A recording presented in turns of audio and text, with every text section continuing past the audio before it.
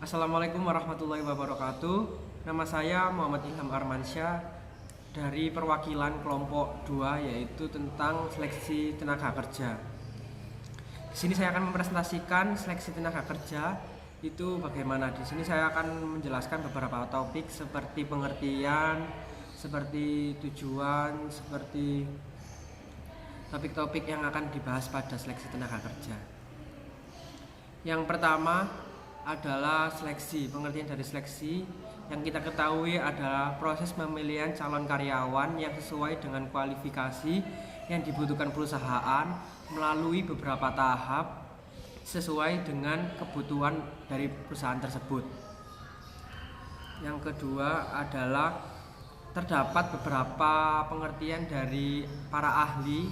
Di sini saya menyertakan beberapa, yaitu 3 dari ahli. Yang pertama adalah Dale Yoder, yaitu pada tahun 1981, di mana suatu proses ketika calon karyawan dibagi 2 bagian, yaitu yang akan diterima atau yang ditolak.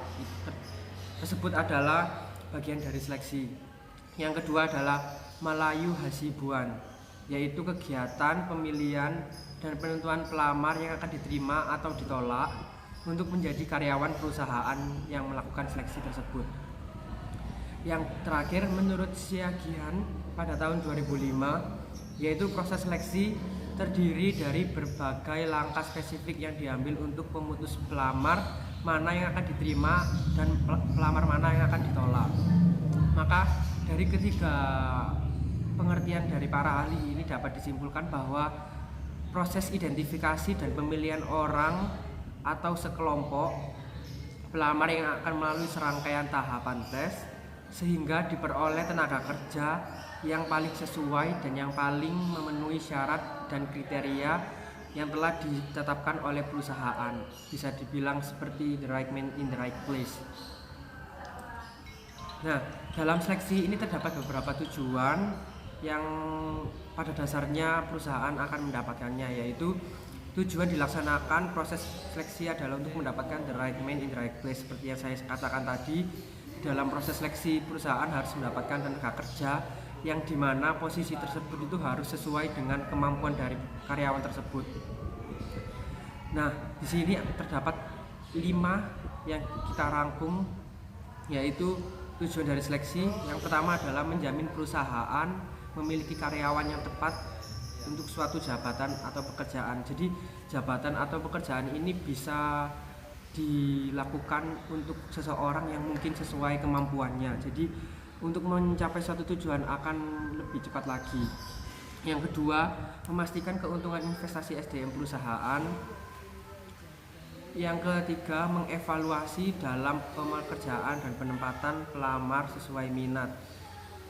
Maksud dari ini adalah seperti seseorang yang lebih cenderung ke kepribadian yang lebih ekstrovert, jadi dia lebih ditempatkan sesuai kemampuannya dan minatnya juga, supaya proses dalam pengerjaan suatu tujuan itu akan lebih efektif dan lebih cepat lagi.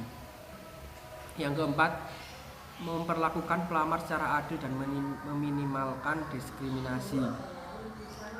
Yang kelima, memperkecil munculnya tindakan buruk karyawan yang seharusnya tidak diterima, sehingga apa yang didapatkan oleh karyawan dan perusahaan sama-sama adil dan tidak ada kecurangan dari kedua belah pihak. Nah, di sini terdapat beberapa faktor yang harus diperhatikan dalam seleksi. Yang pertama adalah penawaran tenaga kerja. Nah, penawar tenaga kerja ini semakin banyak seleksi yang banyak, maka yang dipilih akan lebih banyak kandidat yang akan dipilih. Yang kedua adalah etika. Nah, etika ini perekrut akan mempunyai beberapa kriteria etika yang akan didapatkan, yaitu seperti contoh pemegang teguh norma, disiplin pribadi yang tinggi, kejujuran yang tidak ditergoyahkan, integritas karakter dari calon karyawan. Nah, yang ketiga adalah Ini jika karyawan dari perusahaan melakukan internal organisasi, yaitu dalam perekrutan, jika perusahaan mempunyai dana yang tinggi, maka seleksi yang dipilih akan lebih banyak lagi. Nah, yang terakhir kesamaan kesempatan, yaitu ada beberapa perusahaan yang terdapat diskriminasi, yaitu pemilihan seleksi dapat faktor paling utama adalah pemilihan ras atau warna kulit yang sama dengan mayoritas dalam perusahaan tersebut. Selanjutnya, terdapat metode pengadaan seleksi. Metode non ilmiah yaitu seleksi yang dilaksanakan tidak didasarkan kepada kriteria, standar atau spesifikasi kebutuhan nyata pekerjaan, tetapi hanya didasarkan kepada perkiraan dan pengalaman saja. Nah, beberapa syarat-syarat yang perlu terdapat pada metode non ilmiah ini yaitu seperti surat lamaran, ijazah terakhir dan transkrip nilai, surat keterangan pekerjaan dan pengalaman, referensi atau rekomendasi dari pihak yang dapat dipercaya, work interview, penampilan dan keadaan fisik, keturunan dan pelamar atau tulisan pelamar atau CV yang biasanya kita kirim untuk melamar pekerjaan. Yang kedua ini metode ilmiah, di mana pengembangan seleksi non ilmiah dengan mengadakan analisis cermat tentang unsur-unsur yang akan diseleksi supaya diperoleh karyawan yang kompeten dengan penempatan yang tepat sesuai dengan apa yang ditulis oleh karyawan tersebut. Nah, beberapa yang persyaratannya akan dilihat adalah metode kerja yang jelas dan sistematis, berorientasi kepada prestasi kerja. Yang ketiga, berorientasi kepada kebutuhan real karyawan, berdasarkan kepada job analisis dan ilmu sosial lainnya, dan yang terakhir berpedoman pada undang-undang Slide pemburuan. ketujuh yakni kendala proses seleksi. Yang pertama, tolak ukur. Kesulitan untuk menentukan standar yang akan digunakan mengukur kualifikasi seleksi secara objektif. Kedua, penyeleksi. Kesulitan mendapat penyeleksi yang tepat, jujur, dan objektif penilaiannya. Ketiga, pelamar. Kesulitan untuk mendapatkan jawaban yang jujur dari pelamar.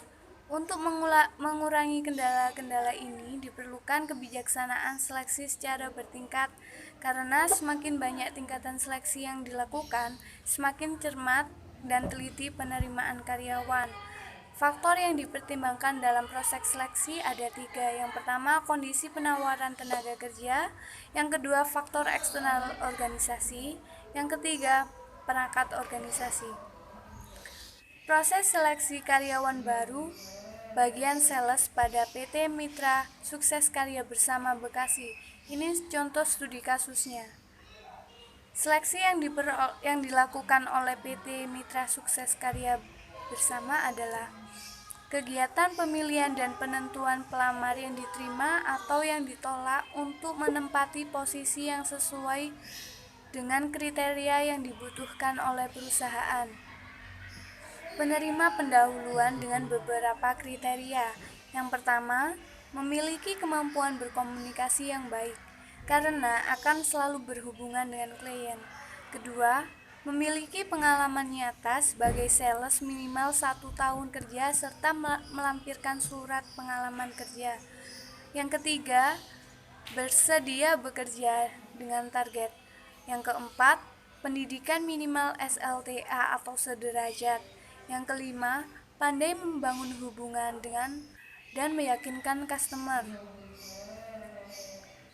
Yang keenam, berperilaku sopan, jujur, dan disiplin.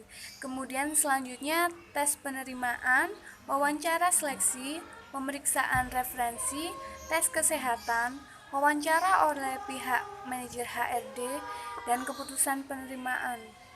Namun pada PT Mitra Sukses Karya Bersama tidak menerapkan tes penerimaan karena perusahaan membutuhkan karyawan dalam waktu cepat, sehingga tes penerimaan dianggap memperlambat, dan tidak menerapkan wawancara seleksi karena langsung melihat dari daftar riwayat hidup pelamar.